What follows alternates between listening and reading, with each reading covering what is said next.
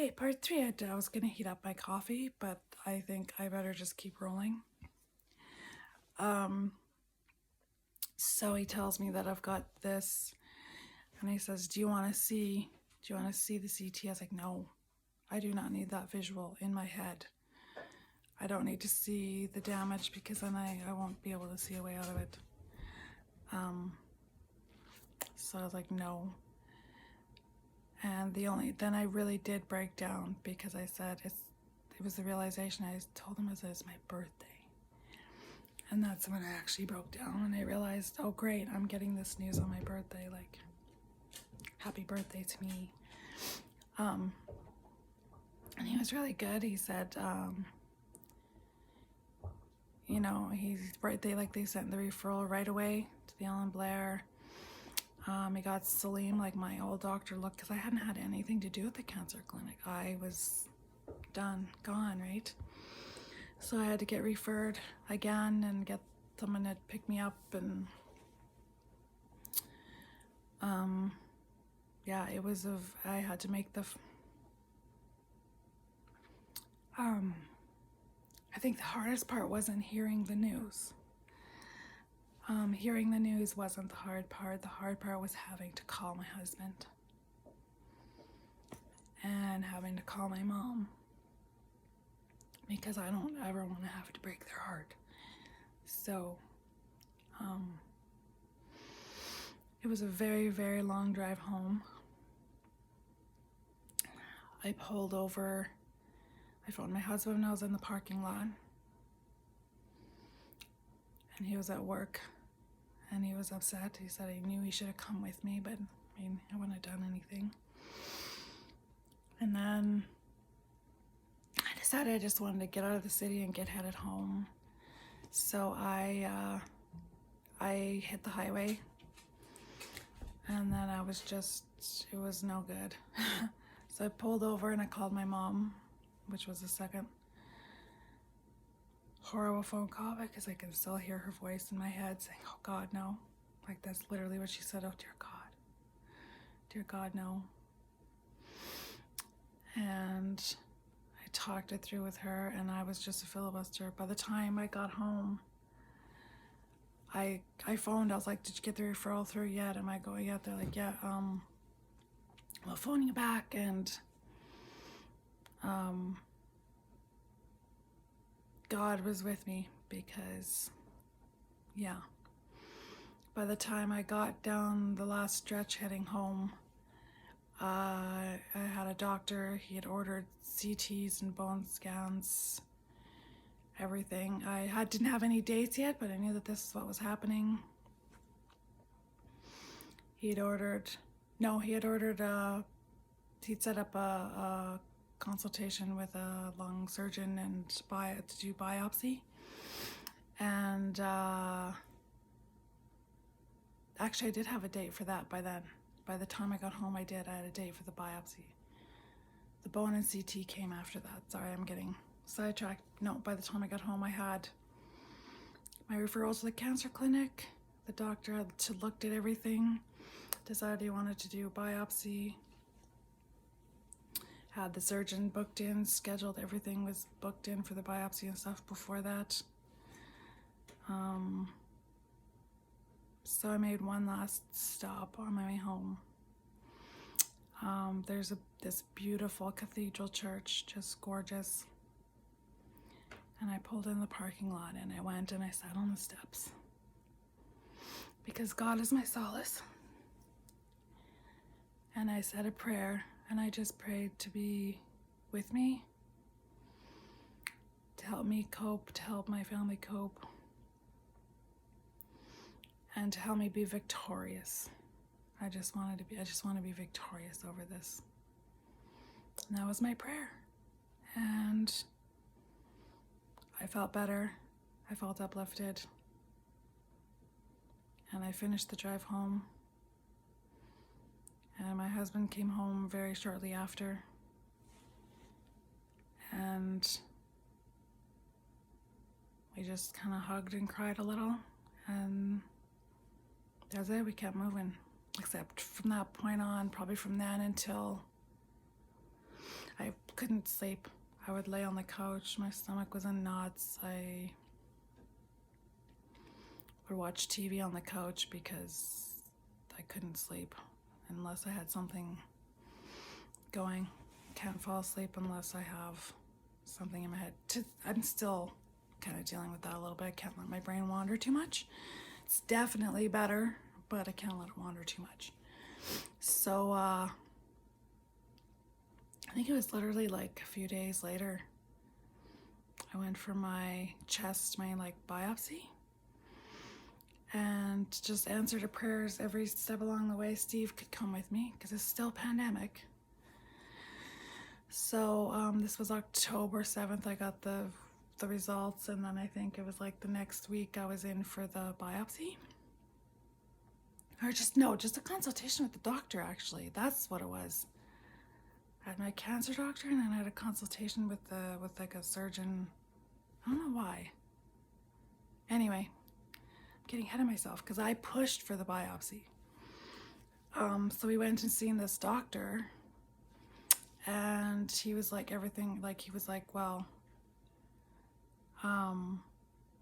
this is what's going on in your lungs, and we probably need a biopsy to just make sure, you know, we're thinking it's the same cancer you had before. It's just metastasized to your lungs, but we just want to make sure, you know, this is what Salim, like your doctor's thinking. And, you know, we can set up, and he was saying like, you know, I said, well, how long before? He's like, well, a couple weeks we can do a biopsy. And I was like, listen, no. I said, my brain isn't going to make it. Like, I know I want to like get on this. So he's like, well, I mean, he played with the rules a little bit. He's like, I could get you admitted, and then we can have your biopsy done like tomorrow. So I was like, do that. Whatever you need to do, you do that. Do whatever you need to do. See if you can get me in. So we went and we wandered around. I grabbed something to eat, but I wasn't eating good. My appetite was shit, but not because I was sick, just because I was so stressed. I was making myself sick. I couldn't eat, couldn't sleep. So we're sitting there eating, and he phones me. He's like, yes, we got you a bed. Come in. I was like, oh, if I have to wear my mask the whole fucking time. No, only the people around me. So I get into the hospital. They get me to my room. They're like, you can take your mask off. You don't need it. He has to wear it, like my husband. And they all have to wear it, but like, you can take your mask off. I was like, oh, again, little answer to prayer. So I could just be maskless. And I also said, like I said to the doctor before he got me admitted, I was like, listen, I also need you to, like, if you're going to admit me, I need you to, like, dope me up, drug me up, I can't, my nerves are, like, done. So he's like, oh, we'll take good care of you. And they did. So they got me into my room. They had all kinds of intake questions and all kinds of stuff. And then they had to, get, go. They like, go. My dog's bothering me. Stop. I gave you loving. Okay, stop. Let me finish. So, yeah, they gave me like Ativan and something else. And I was able to just, that night I was able to just kind of zone out and fall asleep.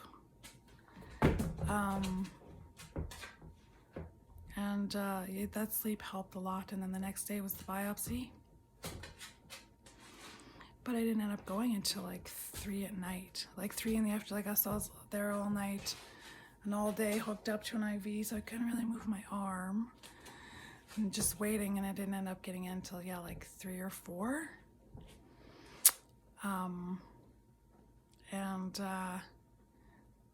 They don't numb you. They don't knock you out. They said, we can't knock you. We could, but we don't want to irritate because it's in my lungs. They didn't want to irritate the passageways like any more than they already were. So they're like, well, we don't really want to knock you out because that could cause a whole nother mess of problems. So I was like, oh, because I don't handle these procedures well. And I was already stressed out, and so I had to like lay on my stomach. And first I had to like sign this thing. So they were like, okay, this is just like a, permission to say you want us to do this. Like, well, I don't really want you to, but you have to. So I'm like laying on the bed and she's like, yeah, just, like it could cause a collapsed lung. I was like, excuse me? Like, yeah, but that's mostly for like older people or like people with like damaged lungs or going. I'm like, she's like, you know where my cancer is, right? Like, and I kind of looked at her funny and she's like, well, no. She's like, yeah, but you're, and this gave me a little comfort too. She said, yeah, but like aside from where the tumors are attached to my lungs, she's like, your lung tissue actually looks really good. It's actually quite healthy. So I was like, oh, okay. Well, that's a good thing then. So yeah, then I go in and I would like lay down and like just a heads up, it'll make you want to cough and you're gonna bleed. Traumatic, and I'm still thinking about it. So they do the first puncture. I'm not really feeling much. Like it kind of hurts, but whatever. Thank God they only had to do one. It was very quick. But sure as shit, I got that cough and I coughed. I'm like coughing out blood. And my blood pressure dropped. And of course, like my heart rate went crazy because I'm like in panic mode and shock mode. And they got it done. They got it done quick, but they had to keep checking. Like I couldn't lay on that side. Was this side? This side? No, it was this side. Yeah, because I had to lay roll it, so I had to keep checking the bandage to make sure that it wasn't bleeding. And an hour later, I had to go for an x-ray to make sure that my lung wasn't like bleeding internally. Magical, it's just magical times, I'm telling you. So yeah, I'm like laying there and I'm like coming out of this, I'm just like sore. It hurt like hell for a while. So I had to keep rolling over. I had to lay on my side for a little bit. I couldn't like just chill out. So I'm like on my side. Like keep looking every like 15 minutes. They're checking my bandage. And then Steve brought food in. He brought McDonald's and I just finally ate like a pig. I wolfed that sucker down. And then I went for my x-ray. Everything was good, but I had like a 2-hour bumpy car ride home and I was so tired. And I was like, I don't know if I want to go home or if I want to stay. And they just decided because my blood pressure was still wonky and like I was tachycardic a little bit, like my heart rate wanted to race. So they were just a little worried about me. So they kept me hooked up to my IV and they kept me an extra night. And Steve had to go home. So it was 2 nights where Steve had to go home without me, and that was the hardest part. Was having to be there and him leaving me there. I really didn't like it. So